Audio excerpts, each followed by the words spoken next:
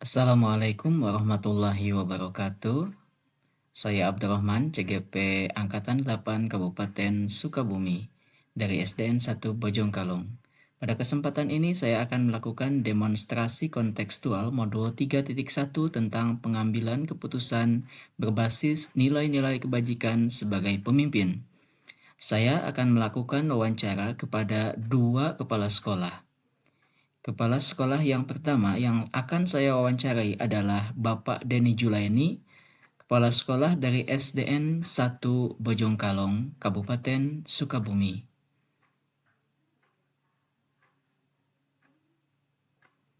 Selamat menyaksikan. Baik, Assalamualaikum Bapak. Waalaikumsalam warahmatullahi wabarakatuh. Selamat siang. Selamat siang. Mohon maaf ini mengganggu aktivitas Bapak.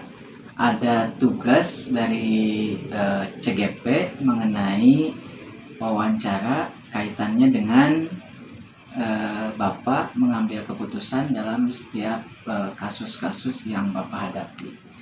Mungkin sebelumnya Bapak bisa mengenalkan diri terlebih dahulu ya. Silakan Pak. Oh iya. Nama saya Dani, Kepala SDN 1 Bojongkalong. Mulai bertugas di sini sejak tahun 2018 sampai sekarang. Pertanyaannya langsung saja Pak ya. Ya. Mulai dari yang pertama ini, selama ini Bapak itu dalam mengidentifikasi kasus-kasus yang merupakan dilema etika atau bujukan moral itu bagaimana Pak? Nah, ya.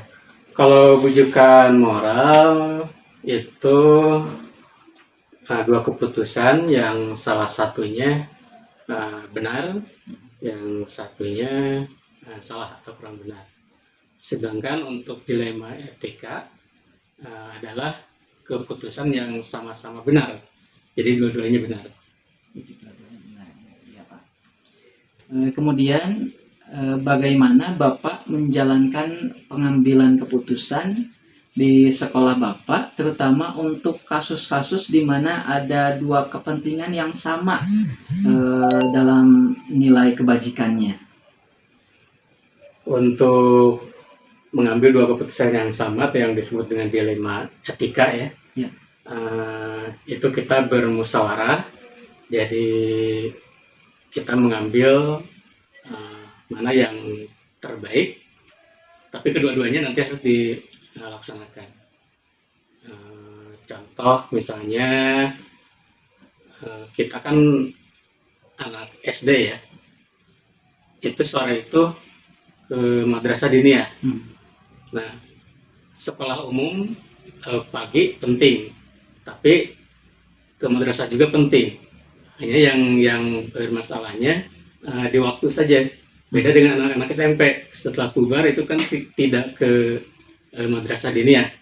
Nah, kita mengambil kebijakan bersama.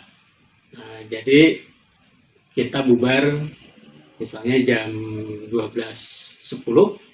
Jadi siswa bisa ada persiapan untuk ke madrasah diniyah. Jadi kedua-duanya jalan gitu. Nah, itu yang disebut dengan dilema etika. Ya. Jadi kesimpulannya, ketika Bapak menjalankan pengambilan keputusan, Bapak melakukan musyawarah terlebih dahulu dan melakukan analisa yang terbaik yang mana. Baik. Yang ketiga Bapak, langkah-langkah seperti apa atau prosedurnya bagaimana ketika Bapak melakukan pengambilan keputusan itu? Langkah-langkahnya Pak. Itu ada 3 poin ya. 3 poin untuk pengambilan keputusan. Jadi ada 3 poin atau 3 prinsip pengambilan keputusan, yaitu yang berbasis hasil akhir, kemudian yang berbasis peraturan, dan yang berbasis rasa peduli. Nah, itu diidentifikasi dulu SOP-nya bagaimana. Nanti setelah ada kesimpulan, baru kita jalankan sesuai SOP-nya. Jadi kesimpulannya ada 3 prinsip mungkin yang ada, yaitu hasil akhir, ada rasa peduli dan peraturan gitu ya. Selanjutnya Bapak, hal apa saja yang Bapak anggap dalam langkah-langkah itu atau dalam prinsip itu yang Bapak anggap itu efektif dalam pengambilan keputusan pada kasus-kasus dilema etika itu? Pada kasus dilema etika, itu yang paling penting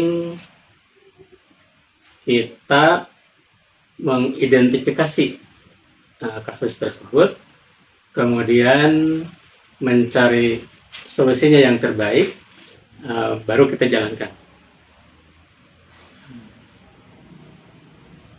Jadi yang paling efektif menurut Bapak itu mengidentifikasi terlebih dahulu, supaya ditemukan nanti solusi yang terbaik. Ya, betul. Hal apa saja yang menjadi tantangan ketika Bapak menemukan ada kasus-kasus yang mungkin susah untuk diselesaikan, Pak? Nah, itu yang dianggap agak berat ya dalam mengambil keputusan, karena kedua-duanya itu kan dilema etika itu harus dilema etika itu dua-duanya baik. Nah, dalam mengambil keputusan itu yang harus banyak pertimbangan dan hati-hati. Sebab mungkin kalau salah dalam mengambil keputusan, mungkin bisa ada efek lainnya. Jadi Bapak tantangannya itu dalam pengambilan keputusan mesti kehati-hatian yang diutamakan gitu ya, supaya tidak salah pengambilan keputusan. Dipikirkan dari berbagai sudut pandang gitu ya, dari segala aspek.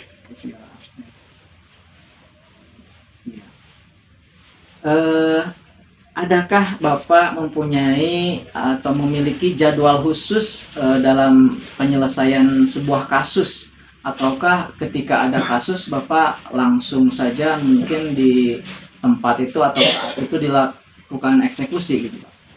Nah, itu tergantung kepada kasusnya. Kalau misalnya kasusnya itu sederhana saja, kita langsung selesaikan saat itu juga. Tetapi kalau memerlukan misalnya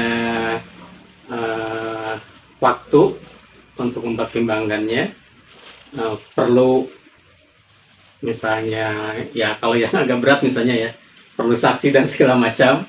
Nah, perlu musyawarah. Nah, itu berarti kita perlu waktu yang agak panjang juga gitu. Jadi jika menemukan kasusnya yang ringan atau sederhana, maka Bapak langsung mengambil tindakan dengan cepat. Tapi ketika ada kasusnya yang memerlukan kegiatan musyawarah dan lain sebagainya, Bapak akan jadwalkan mungkin di lain kesempatan, mengumpulkan fakta dan segalanya mungkin ya, Pak. Tapi kita berusaha setiap kasus itu kalau ada ya, kita berusaha menyelesaikan dengan sesegera mungkin. Ini yang lebih cepat, lebih baik berarti Pak ya. Baik Pak. Adakah sesuatu atau seseorang dalam yang mempermudah Bapak atau membantu Bapak dalam pengambilan keputusan, Pak? Ada. Itu diantaranya teman sejawat ya. Kalau kasus ringan misalnya di kelas, kita bertanya kepada gurunya. Tapi kalau untuk kasus yang lebih berat, kita bisa mempertimbangkan atau minta bantuan misalnya ke pengawas, ke komite sekolah. Nah, itulah rekan kita untuk menyelesaikan kalau ada kasus. Jadi Bapak akan, jika ada kasusnya yang lumayan berat mungkin ya Pak, akan berkoordinasi atau komunikasi dulu dengan komite sekolah, pengawas, dan rekan sejawat yang lain untuk adanya kolaborasi mungkin ya Pak. Dari semua hal yang telah Bapak sampaikan tadi, dapatkah Bapak mengambil pelajaran dari pengalaman-pengalaman ketika Bapak mengambil sebuah keputusan, Pak? Nah, itu yang paling dirasakan itu ya, kita dalam mengambil keputusan. Jadi kita jadi lebih banyak, bukan lebih banyak pertimbangan ya, jadi lebih hati-hati.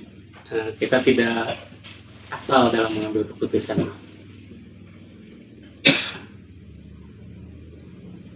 Jadi di mana ada kasus lagi itu Bapak mungkin akan lebih hati-hati dan lebih berpengalaman dalam mengambil keputusan. Baik Bapak, terima kasih atas waktunya. Ini tidak lama dan mudah-mudahan apa yang Bapak sampaikan tadi bermanfaat bagi saya. Untuk nanti ke depannya saya juga kemungkinan akan banyak menemukan kasus-kasus atau permasalahan-permasalahan di sekolah. Sekali lagi terima kasih Bapak. Mungkin ada kesimpulan yang Bapak ingin sampaikan? Terima kasih. Mudah-mudahan